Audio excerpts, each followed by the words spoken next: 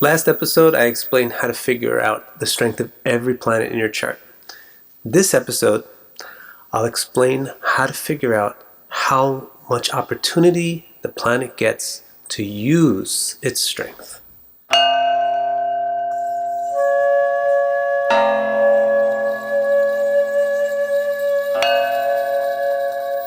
But figuring out strength is one thing, it's pretty amazing.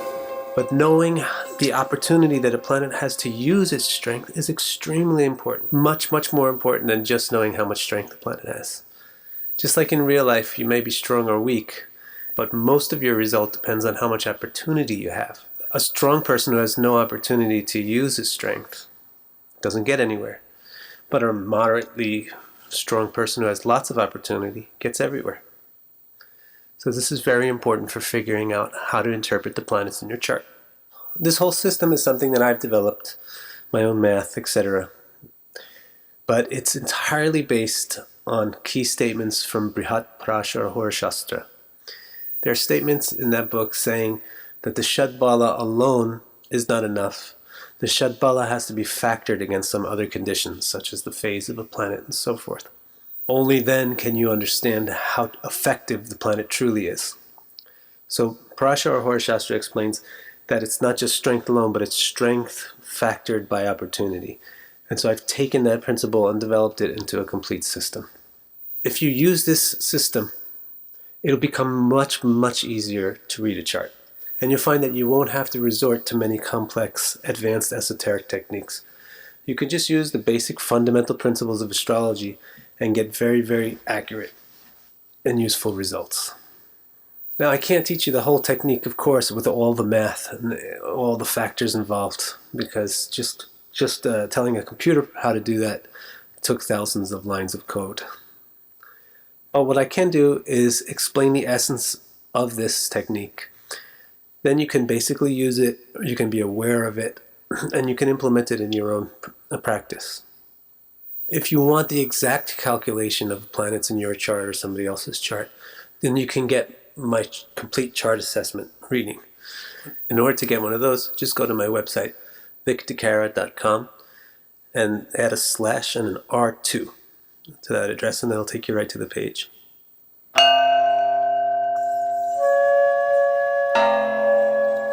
Now I'll explain some of the things that go into doing this calculation.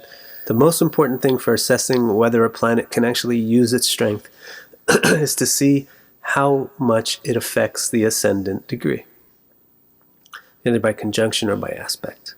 Now, Parashara says to use something he calls SUDARŠ chakra, which is a play on words, meaning a way to get a very clear vision of the chart. The way to get a very clear vision of a chart is to not just use the ascendant as the anchor point of the chart, but to also use the moon as the anchor point and also use the sun as the anchor point. So you have 3 anchor points and you align them into one wheel, and that's what he calls a very clear vision of the chart, SUDARŠ chakra. So take that principle in here. Don't just see how much a planet aspects the ascendant degree, but also consider how much it aspects or conjoins the moon and the sun as well. The more a planet aspects those 3 points, the more opportunity it has to be influential in the chart.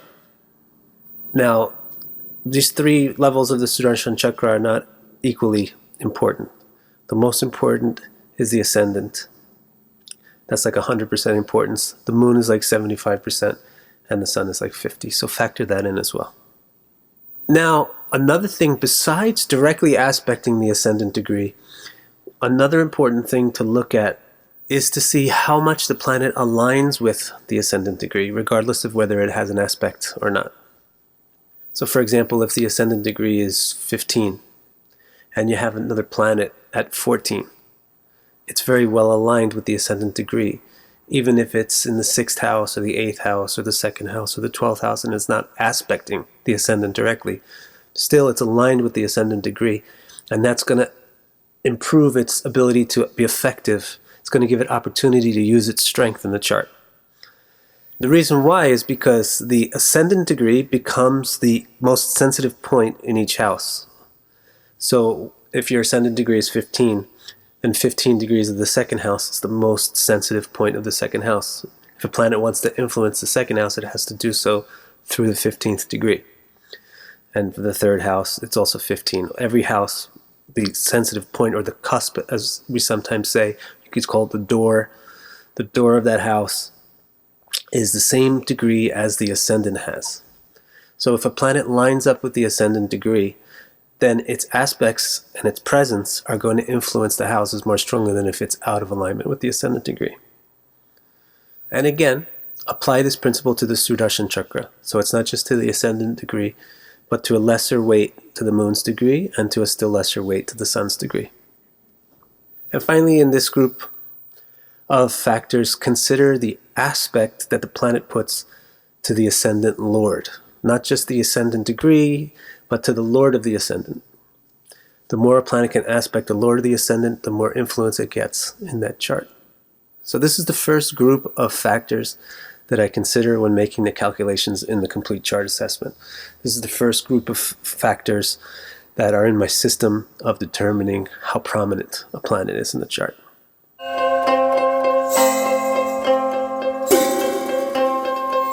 The next group of factors is also has to do with conjunctions and aspects, but now it's not just necessarily to the ascendant or the moon or the sun, just the total amount of aspects. Calculate the total amount of aspect that a planet gives in that chart and receives. So this may be a new concept to you if you're not familiar with quantifiable aspects, which is how Parashara Horashastra defines the aspect system called Sputta-drishti, degree-specific quantifiable aspects. So if you follow that system, then you can say this is a 100% aspect, or this is a 93% aspect, or this is a 76% aspect. You can judge how strong the aspect is. So tally up all those numbers, and you'll see how much total aspect the planet gives in the chart. That shows you another angle on how important the planet is in the chart. And not just how much the aspect the planet's giving, but how much it's getting. When a planet gets aspects, it becomes the focal point. And it becomes important to a lot of other planets. So calculate both. Tally up how much aspect the planet gives and how much the planet receives.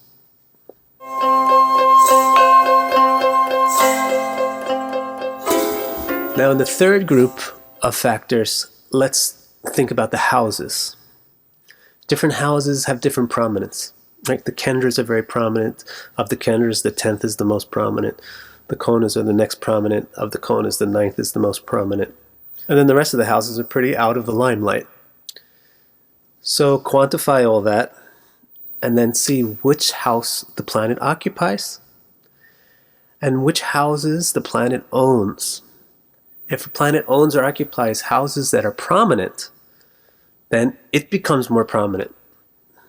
Then one thing to consider here is the amount of planets in one place. If a planet is alone in a house, then it gets the full value of that house in terms of its prominence. If it's with other planets in the same house, then it has to share the stage. So I definitely factor that into my consideration when I do my calculations for the complete chart assessment.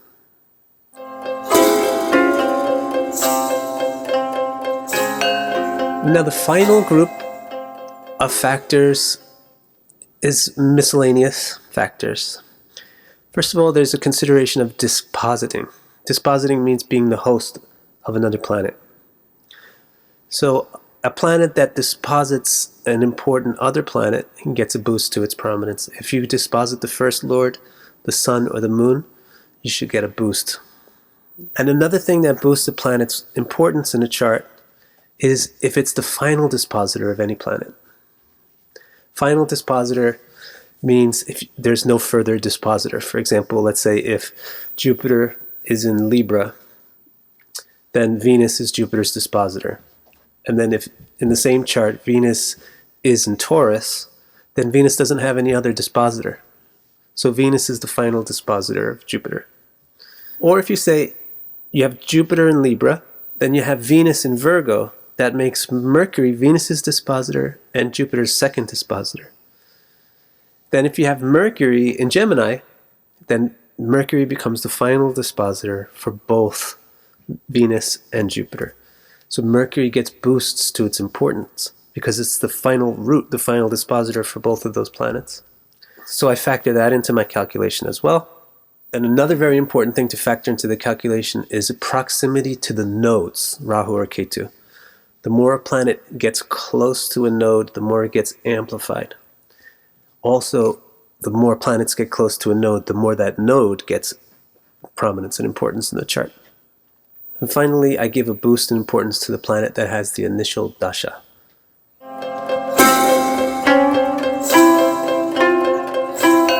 So there you have all the main components of how to do the calculation of a planet's prominence or importance in a chart.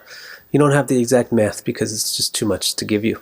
But in my report, I do give you the numeric values of all these calculations as well. Now, what you need to do is just put all of these things together. You're going to get a value to how prominent that planet is.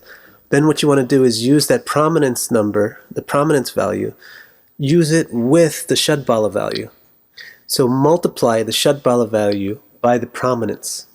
Then you have a total value for how much prominence the planet has in that chart. So there's a lot of calculations involved there, but if you're good at astrology, this will all make sense to you. Or if you want to see how I do it, or if you're not really an astrologer yourself, but you want to get your chart assessed in this manner, just go to my site, victakara.com. Or better yet, go straight to victakara.com/R2. You'll get right to the page for the complete chart assessment, and I'll do all these calculations for you and as the backbone of the interpretation of your chart. Thanks so much. Please stick around for the next video. See you next time.